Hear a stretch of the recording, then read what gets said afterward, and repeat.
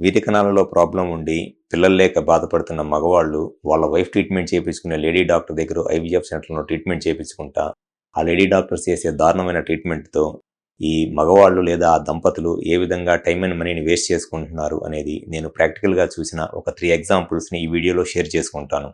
నా పేరు doctor Kranti Kumar Reddy, consultant andrologist, J andrology and men's health. నేను చూసిన ఒక పేషెంట్ అతను నా దగ్గరికి వచ్చి కన్సల్ట్ అయినప్పుడు అతనికి స్పెర్మ్ కౌంట్ 0 ఉంది. అతను స్పెర్మ్ కౌంట్ 0 ఉండటానికి కారణం ఏంటి అనేది నేను చెక్ చేసినప్పుడు అతనికి 2 సైడు నార్మల్గా ఉండాల్సిన టెస్టిస్, అసలు ఆయనకు 2 సైడ్ ఈ టెస్టిస్ అనేది లేదు. బై బర్త్ ఆ పేషెంట్కి 2 సైడు టెస్టిస్ అనేది ఏర్పడలేదన్నమాట.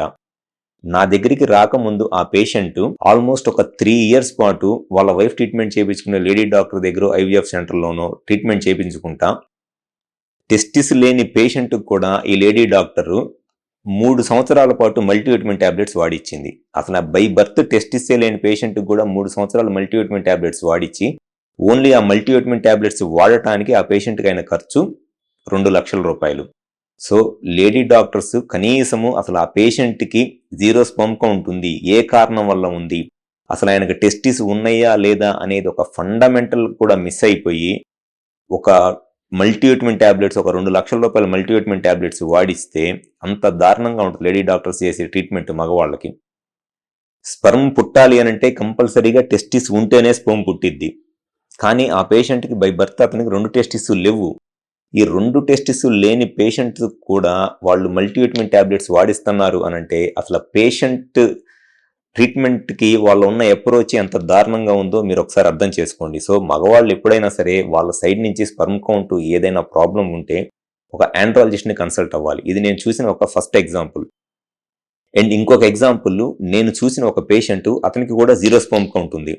అతనికి 0 స్పెర్మ్ కౌంట్ ఉండటానికి కారణం ఏంటి అనంటే అతనికి టెస్టిస్ నార్మల్గా ఎవరికైనా సరే ఈ సైజు ఉండాల్సిన టెస్టిస్ చిన్నగా బఠానీ గింజంత సైజు ఉన్నాయి. టెస్టిస్ ఇంత చిన్న సైజు టెస్టిస్ ఉన్నాయి.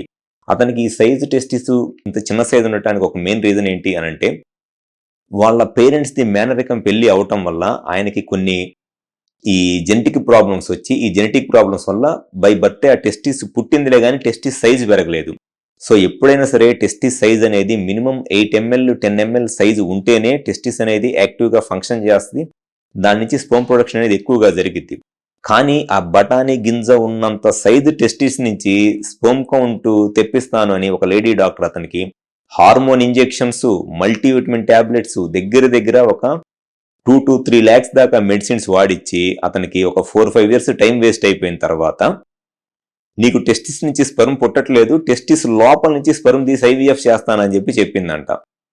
అతనికి ఉన్న డబ్బులన్నీ ట్యాబ్లెట్లు అయిపోయిన తర్వాత ఇంకా ఐవీఎఫ్ ఎక్కడ చేయించుకుంటాడు అతను? సో టెస్టిస్ నుంచి స్పెర్మ్ పుట్టాలి అని అంటే మినిమం 8 ml కన్నా టెస్టిస్ సైజు పెద్దగా ఉంటేనే కరెక్ట్గా స్పెర్మ్ కౌంట్ అనేది ఉంటుంది. అంతేగాని ఈ బఠానీ గింజంత సైజు టెస్టిస్ నుంచి ఎట్టి పరిస్థితుల్లోనూ స్పెర్మ్ అనేది పుట్టదు.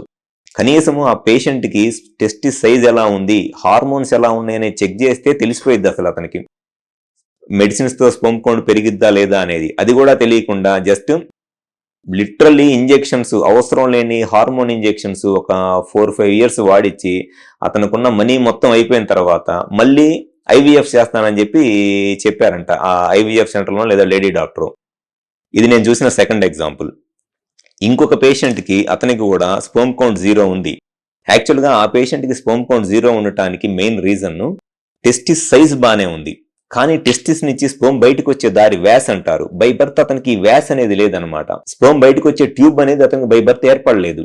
సో ట్యూబ్ అనేది లేనప్పుడు ఎన్ని సంవత్సరాలు మనము మెడిసిన్స్ వాడిచ్చినా లేని ట్యూబ్ అయితే రాదు కదా. స్పెర్మ్ బయటకు వచ్చే ట్యూబ్ ఉందా లేదా అనేది జస్ట్ క్లినికల్ గా టెస్టిస్ పట్టుకొని ఆ బయటకు వచ్చే ట్యూబ్ ఉందా లేదా అనేది చూస్తే అర్థమైపోయింది. అది ఆండ్రాలజిస్టులు ఎవరికైనా సరే అర్థమైపోయింది.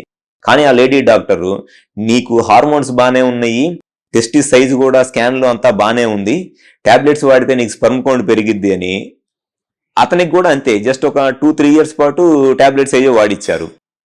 వీటన్నిటి వల్ల కనీసము ఒక్క పైసా ఉపయోగం కూడా ఉండదు పేషెంట్స్కి. అసలు వాళ్ళకి స్పెర్మ్ కౌంట్ తక్కువగా ఉండటానికి కానీ 0 ఉండటానికి కానీ కారణం ఏంటి అనేది మట్టికి లేడీ డాక్టర్స్కి ఒక్క పైసా కూడా తెలియదు. వచ్చిన పేషెంట్స్కి సంవత్సరాల తరబడి మల్టీవిటమిన్ టాబ్లెట్స్ వాడేయటము, అవసరమైన టెస్టులు చేయించడం తప్పితే. ఇవి నేను ప్రాక్టికల్గా నా ప్రాక్టీస్లో చూసిన ఎగ్జాంపుల్స్. వీటికి ప్రూఫ్లు కావాలన్నా కూడా నా దగ్గర ఉన్నాయి. ఈ పేషెంట్ యొక్క అన్ని హిస్టరీ డీటెయిల్స్ మొత్తం నేను నా దగ్గర ఫోటోలు తీసి స్కాన్ చేసి నేను పెట్టుకున్నాను. ఎవరైనా వచ్చి నాకు వీటిని ప్రూఫ్లు చూపించమన్నా కూడా వాళ్ళు చేసిన దారుణమైన ట్రీట్మెంట్ ప్రూఫ్లు కూడా నేను చూపించగలను.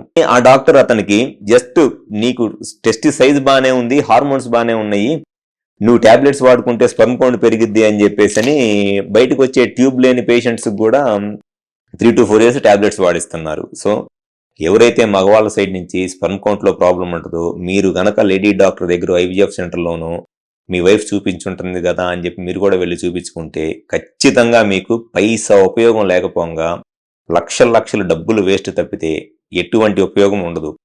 మగవాళ్ళ సైడ్ నుంచి స్పెర్మ్ కౌంట్ ఏదైనా ప్రాబ్లం ఉంటే ఒక ఆండ్రాలజిస్ట్ని కన్సల్ట్ అవ్వండి. డెఫినెట్గా మీకు మ్యాక్సిమం బెనిఫిట్ అనేది జరిగిద్ది. మీ స్పెర్మ్ కౌంట్ తక్కువగా ఉన్నా జీరో ఉండటానికి కారణం ఏంటి అనేది అయితే గ్యారంటీగా చెప్తారు. సో దాని ట్రీట్మెంట్ అనేది కూడా కరెక్ట్గా జరిగిద్ది. అంతేగాని మీ వైఫ్ ట్రీట్మెంట్ చేయించుకున్న లేడీ డాక్టర్ దగ్గర ఐవీఎఫ్ సెంటర్లో ట్రీట్మెంట్ చేయించుకుంటే డెఫినెట్గా మీకు time waste, money waste. So ఎవరిలో అయితే ఈ స్పెర్మ్ కౌంట్లో ప్రాబ్లం ఉండి పిల్లలకి ఇబ్బంది పడుతున్న మగవాళ్ళు ఉన్నారో ఒక ఆండ్రాలజిస్ట్ని కన్సల్ట్ అవ్వండి.